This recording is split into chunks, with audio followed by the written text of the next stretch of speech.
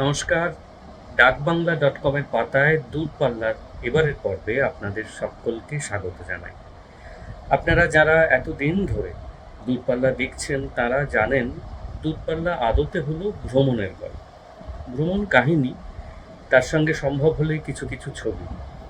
কাজের সূত্রে, বেড়ানোর খাতিরে কখনো আমি আর দুর্বা যে সমস্ত জায়গায় গিয়েছি সেই সব জায়গায় আমাদের বিরল অনেক অভিজ্ঞতা হয়েছে।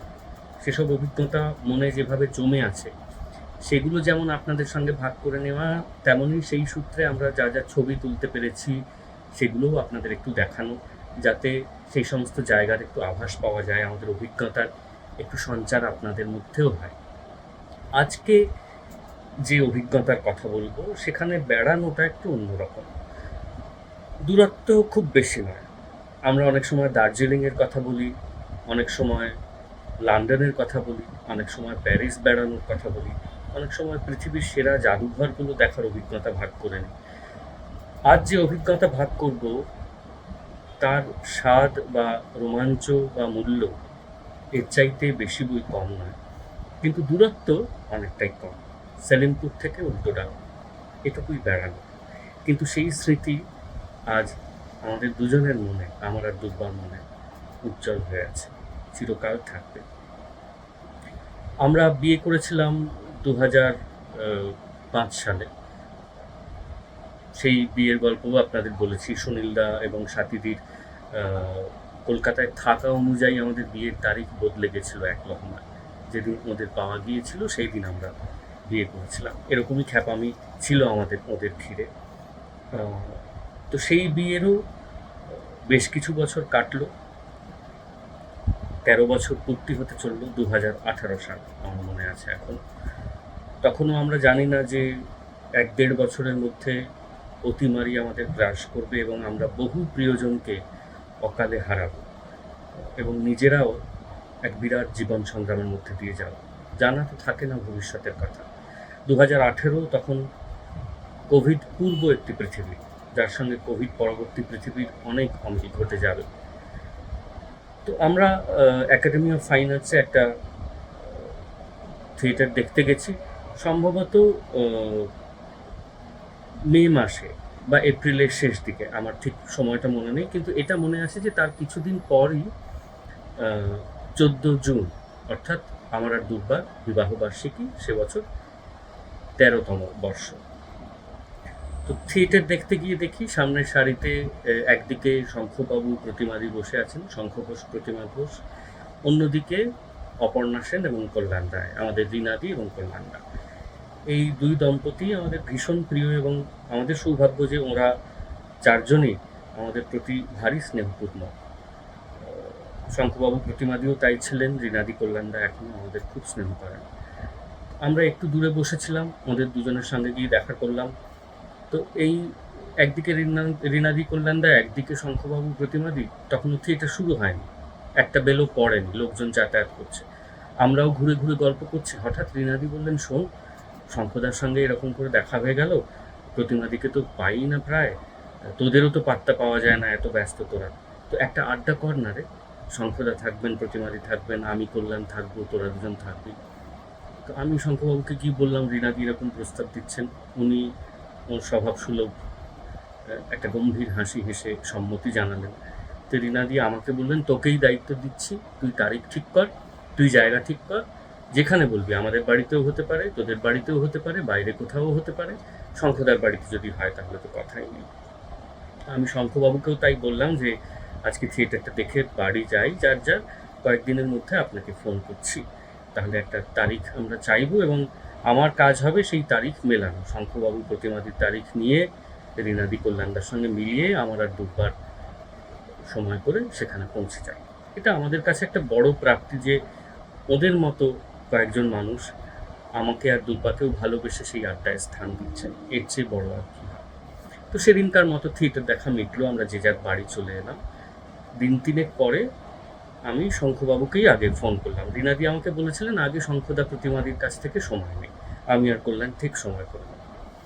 তো শঙ্খবাবুকে ফোন করলাম, উনি আমাকে বললেন আমি বিকেলে জানাচ্ছি তোমাকে কবে হতে পারে।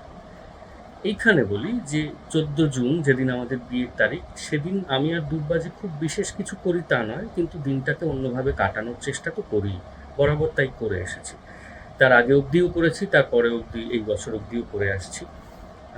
হ্যাঁ, কখনো হয়তো বেড়াতে দার্জিলিং চলে গিয়েছি, একবার ঘটনাচক্রে আমরা লন্ডনে ছিলাম, সে বছর খুব আনন্দ করেছি। অন্যান্য বছর সবসময় বেড়াতে যেতে না পারলেও দুজনের কাজের চাপ হয়তো দুজনকেই আটকে রাখে, আমরা সারাদিনের কাজ সেরে কোথাও একটা একসঙ্গে একটু উদযাপন করতে চাই, হয়তো কোনো একটা ছবি দেখলাম, একটু বাইরে খেলাম, সাধারণভাবেই, কিন্তু দিনটাকে আগলে রাখি নিজেদের মতো করে। তো এইবারে ফিরে আসি শঙ্খবাবুকে ফোনের কথা। বিকেলবেলা ওকে আবার ফোন করলাম, উনি বললেন যে আমার আর প্রতিমার একটা তারিখে খুব সুবিধে, সেটা হচ্ছে 14 জুন। এইবারে আমি একটু বিপাকে পড়লাম মানে ওদের বাড়িতে আড্ডা দিতে যাওয়া আমাদের কাছে পরম প্রাপ্তি, এবং আমি জানি দুর্বাও তাতে সোৎসাহে রাজি হবে, কিন্তু ওই একটাই দিন বছরে আমি আর দুর্বা একটু আলাদা করে উদযাপন করি, সেটাই বা কোনটা নিয়ে ওকে বলি। কিন্তু শেষমেশ ওর কাছে সবই বলা যায়, উনি ছিলেন আমাদের কনফেশন বক্স। তাই আমি বললাম যে আর কোনো তারিখ কি পাওয়া যায়? তো উনি বললেন, কেন, সেই দিনটা কি খুব অসুবিধে? আমি তখন বললাম, অসুবিধে কিছুই নয়, আসলে ওই দিনটা আমার আর দুর্বার বিয়ের তারিখ, আমরা একটু আমাদের মতো করে উদযাপন করি প্রতি বছর, তাই ভাবছিলাম আর কি। উনি এক মুহূর্ত থমকে তারপর বললেন যে তোমাদের বিয়ের তারিখটা যদি আমাদের বাড়িতে উদযাপিত হয় খুব কি মন্দ হবে, যেমন উনি বলতেন যে ভাষায়। আমি তখন বললাম যে মন্দ ভালো অনেক ঊর্ধ্বে হবে, কারণ আমরা আমাদের এরকম ভালোবাসার একটা তারিখে আপনাদের সকলের আশীর্বাদ পাবো আর দেখা পাবো, এর চাইতে বড় আর কি হয়। রিনাদি কল্যাণদাকে জানালাম, 14 জুন স্থির হলো আমাদের আড্ডা। ওরাও খুব খুশি হলেন যে আমাদের বিয়ের তারিখে সবার আড্ডা হবে। তো সেই দিন শঙ্খবাবু বসবার ঘরেই আড্ডা স্থির হলো। প্রতিমাদি শঙ্খবাবু আছেন, রিনাদি কল্যাণদা আছেন, আমি দুর্বা সেদিন শ্রোতা, কারণ এই চারজন যে কি তুমুল আড্ডা দিচ্ছেন এবং সেই আড্ডার যে কি ব্যাপ্তি ও গভীরতা, সে বলে বোঝানোর ক্ষমতা আমার নেই। আমরা কেবল শ্রোতা হয়ে যতটুকু পারি শুষে নিচ্ছি। একটা সময়ের পর শঙ্খবাবুর দুজন নাতনি মনমন আর সাম্পান তারা যোগ দিল। তাদের অনুরোধ করলাম একটু ছবি তুলে দিতে, ভাগ্যিস অনুরোধ করেছিলাম, তাই জন্যে এই মুহূর্তের সাক্ষী আপনারাও থাকতে পারছেন, আর আমরাও ছবিটাকে রেখে দিতে পেরেছি আজীবনের সম্পদ হিসেবে। এরপর এলো খাওয়া দাওয়ার পালা। এলাহি আয়োজন, মানে একটা পদ শেষ হচ্ছে, আরও 3টে পদ এগিয়ে আসছে। শঙ্খবাবুর বাড়িতে আমরা নৈশভোজ সারছি, রিনাদি কল্যাণদা বসেছেন, আমি দুর্বা বসেছি, এবং ওরা এটা বললেনই যে এই বিশেষ আয়োজন কিন্তু তোমাদের বিবাহবার্ষিকীর কথা মাথায় রেখে। আমরা নেহাত লজ্জিত বোধ করছি তখন। দুর্দান্ত খাওয়া দাওয়া হচ্ছে, এবং শঙ্খবাবু প্রতিমাদি তখনও খাচ্ছেন না, ওরা বললেন আগে, ওরা তদারকি করছেন একেবারে গৃহস্থ অতিথি পরায়ণ বাঙালির মতো, যে আগে তোমরা খেয়ে নাও তারপর আমরা খাও। শঙ্খবাবু এমনিতেই স্বল্পাহারী ছিলেন, এখানে বলি ততদিনে কিন্তু ওর শরীরটা আর অতটা জুট নেই।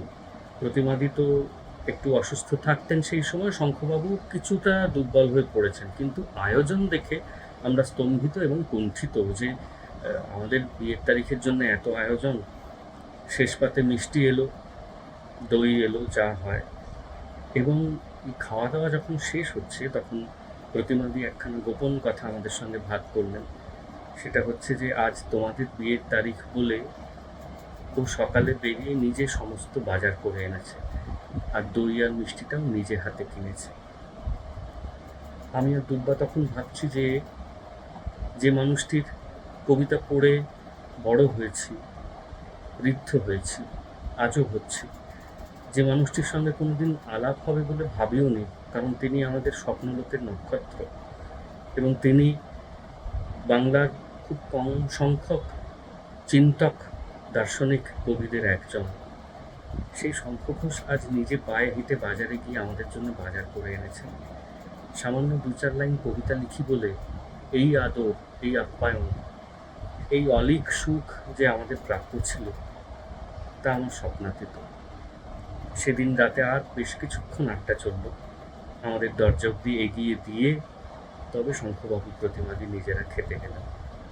আজ সেই দুজন আমাদের সঙ্গে নেই, কিন্তু আমি আর দুর্বা যতদিন পৃথিবীতে থাকব, যতবার 14 জুন তারিখটা ফিরে ফিরে আমাদের জীবনে আসবে, এই দিনটা বোধহয় সবচাইতে বেশি উজ্জ্বল হয়ে থাকবে। আমি সেই কারণে আজ দূরপাল্লায় এই গল্পটাই, ঘটনাটা ভাগ করে নিলাম, কারণ মৃত্যু মানুষকে এত দূরে নিয়ে যায় যে কোনো পাল্লা দিয়েই তার সঙ্গে আর পারা যায় না। এখন সত্যিই উল্টোডাঙায় আর যাওয়া হয় না।